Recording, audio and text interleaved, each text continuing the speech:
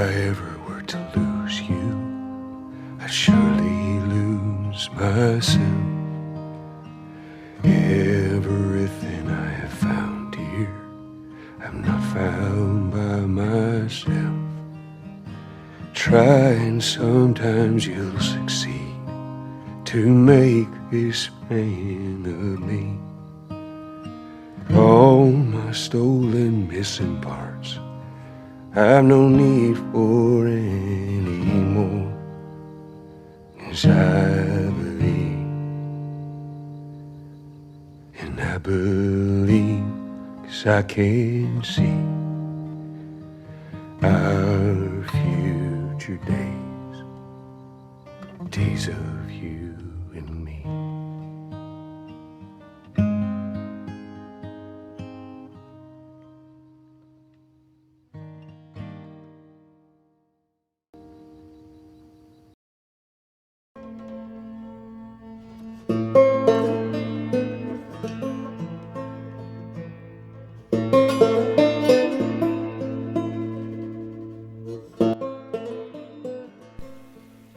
In 2013, Naughty Dog released The Last of Us, a story set in the post-apocalyptic United States centered around two survivors, Joel and Ellie, as they work together to survive their westbound journey across the country to find a possible cure for the plague that nearly decimated the entire human race. What first seemed like another zombie game, it quickly turned into one of the most critically acclaimed games of all time. These characters had conquered the hearts of gamers who now patiently, or rather impatiently, awaited a so-desired sequel. And 7 years later, Last of Us Part 2 is finally out. Ever since I played the first game back in 2013, I wondered what was in store for the duo, but at the same time I thought the game never warranted a sequel. The first game was such a beautiful journey, about hope and redemption, with an ending that was rather ambiguous, then a lead to a second installment. Nevertheless, Naughty Dog moved forward with it, and now it's finally here, and the reception has been mixed. Now, I could talk about Last of Us Part 2 as a whole, and tell you how it features some of the best stealth game we ever had, how each level feels like a sandbox that allows you to take on your enemies as you see fit, or even how beautiful and stunning the graphics are, from the dark and desolated winter to the warm and yet bleak spring. But for this specific occasion, I decided to shift my focus towards the narrative, since that's the most divisive topic. In my opinion, Last of Us Part 2 features some of the best writing I've witnessed in a video game. Was it bold? Yes, but at the end of the day I feel this was the right way to go with a sequel than some generic plot where everyone gets a happy ever after, because that's not what this series is about. You see, Last of Us Part 2 relies a lot on perspective to get the story right, and asks the players to understand both sides of the coin, and I feel that's why the decisions they took aren't landing with the audience, because the audience isn't getting, surprise, some perspective. And this results in them thinking this is a vengeance game when ultimately this is a story about pain and forgiveness.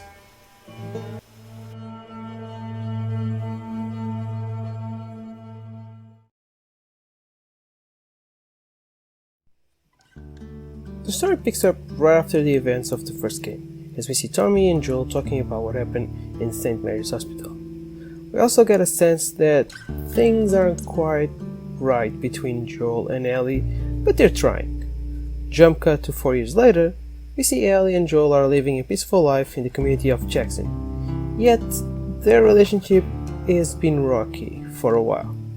Ellie seems to have grown accustomed to the town itself, and more specifically with this boy named Jesse and this girl named Dina. At this time, we're also introduced to this new character, Abby.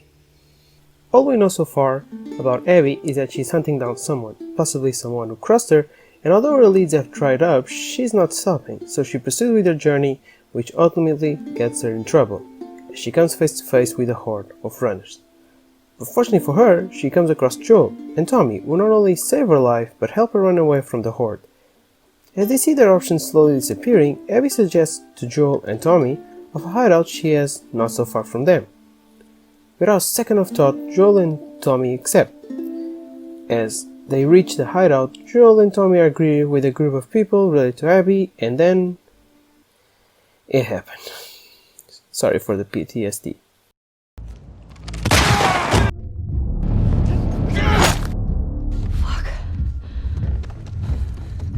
Get off me! Get her hands! Get the fuck off me!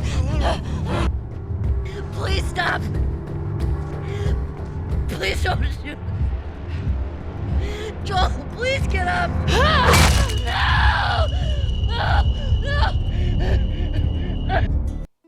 At this moment, we the player felt so frustrated, so hurt and disgusted by what just happened. Not only did they kill off Joel in the opening of the game, we were the ones that actually led him to his death. And although some people don't think his death was well handled, I personally believe this was one of the most intense and important chapters in the game. Not only was this moment needed to kick off the plot, it was a moment that would start the cycle of violence that would persist through the entire game. More on that later. As Ellie begins her journey to avenge Joel's death, we start to see how this revenge cycle is affecting her. At this moment, we witness an Ellie we never saw before.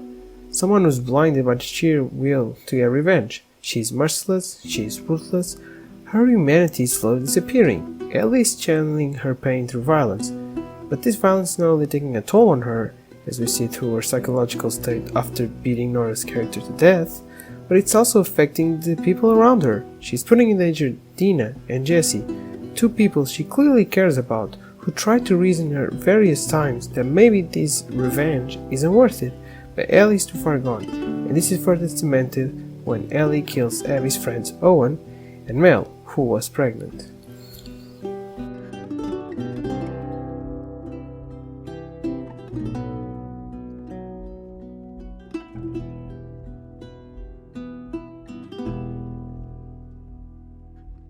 After Ellie's search for Abby ends up nowhere, she returns to the hideout, only to be confronted by Abby herself, as she kills Jesse and threatens to kill Tommy.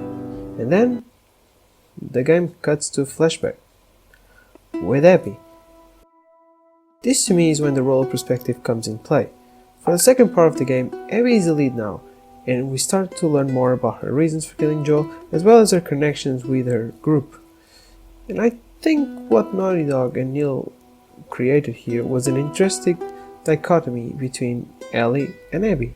You see, from the moment Joel killed Abby's father, he created a cycle of revenge that would last through the entirety of Part 2. From the moment Abby witnessed this traumatic event, she began preparing for the much-dreaded encounter. She stayed focused through her objective, training and preparing herself for the moment where she could avenge her father's death. She enabled herself from feeling anything other than retaliation, which in the end only brought her more pain, as we can see through her broken relationship with Owen.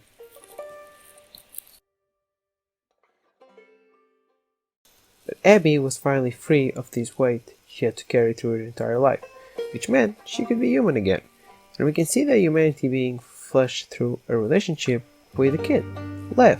The relationship between Abby and Lev was crucial to Abby's character, as it showed us not only that Abby wasn't a villain, but just someone that let pain and hatred get the best of them, which led to the worst possible scenario.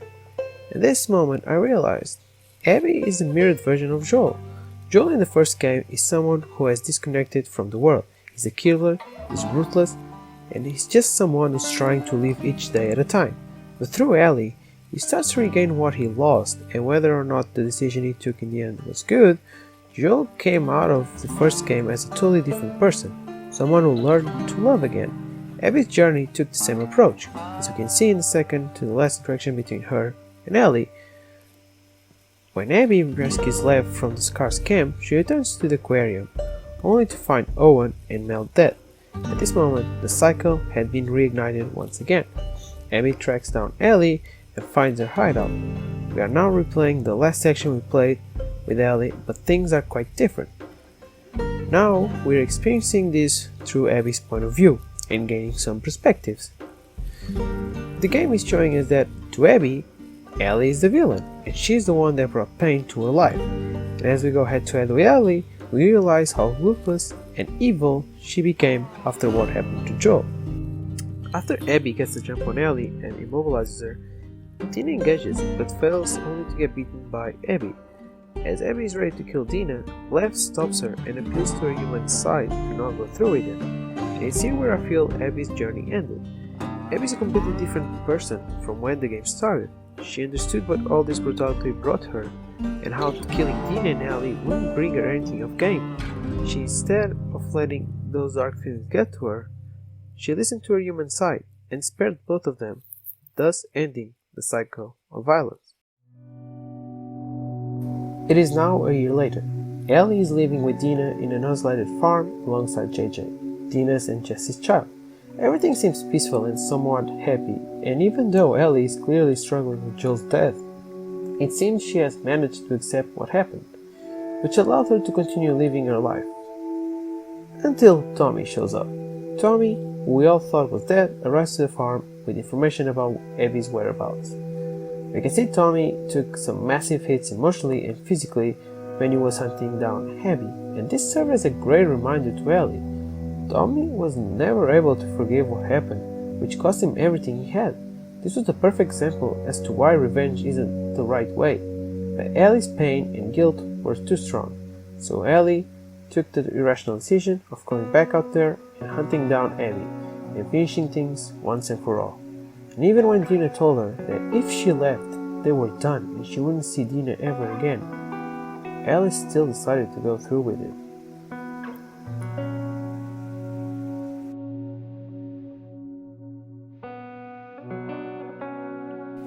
And as Ellie finds Abby and they have one of the most gruesome, visceral fights I've ever seen in a video game, Ellie is ready to kill Abby until she doesn't. At this moment, Ellie realized that the moment she killed Abby, there was no going back. This isn't what Joel wanted, and so she lets Abby go, as she is able to keep what's left for humanity intact, and thus ending forever the cycle of violence. Upon returning to the farm, it is clear Dina left with JJ, and all of Ellie's stuff is in one room. Ellie picks up the guitar and tries to play it, but inevitably fails as she lost 2 fingers during her encounter with Abby. It is clear on this moment, Ellie's hunger for revenge brought her nothing but more pain. She has lost Dina, she has lost Jesse, she has committed brutal and inhumane acts that will haunt her for the rest of her life, and she lost her ability to play guitar, one of the few things she had left from Joel. Revenge brought her nothing than her biggest fear, being alone. What are you scared of? Let's see. Scorpions are pretty creepy. Being by myself. I'm scared of ending up alone.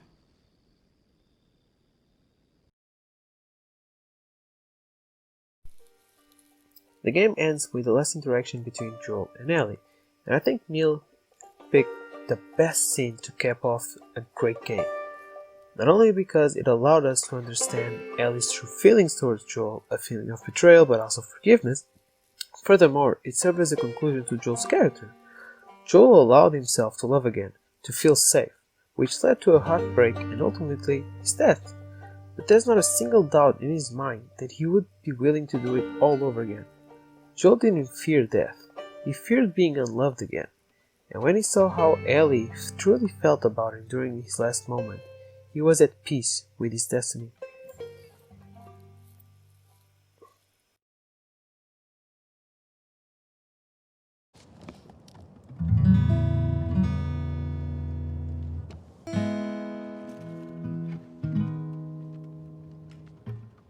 Talking away.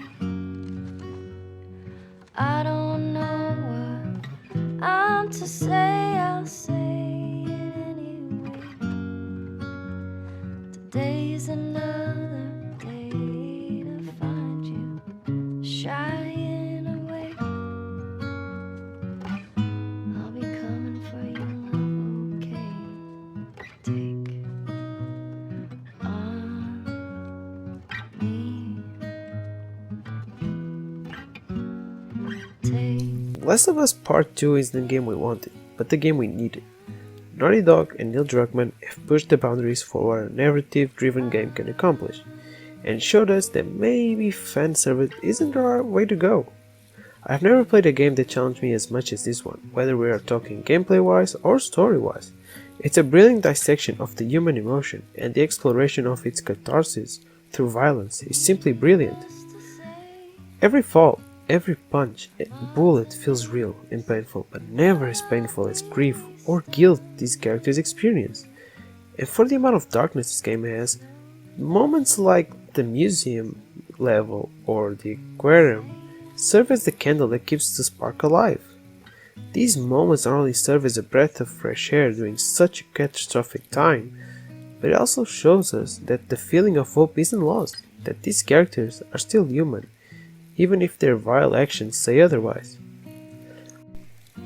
I've seen people complain this game doesn't feel like a sequel to the first one, or that Joel was done dirty, and to that I say no. This game is a direct consequence of the ending. In the first one, everything that happens in Last of Us 2 can be backtracked to the moment Joel took Ellie from St. Mary's Hospital. Every death and every suffering has that moment as its foundation. The villain isn't Ellie or Abby. The real villain in the game is Joel. And while I love him and I understand the reasons for what he did, I also understand Abby's, and her actions were justified. I can understand both characters, and for that reason, I can forgive both. The only question is, can they forgive themselves?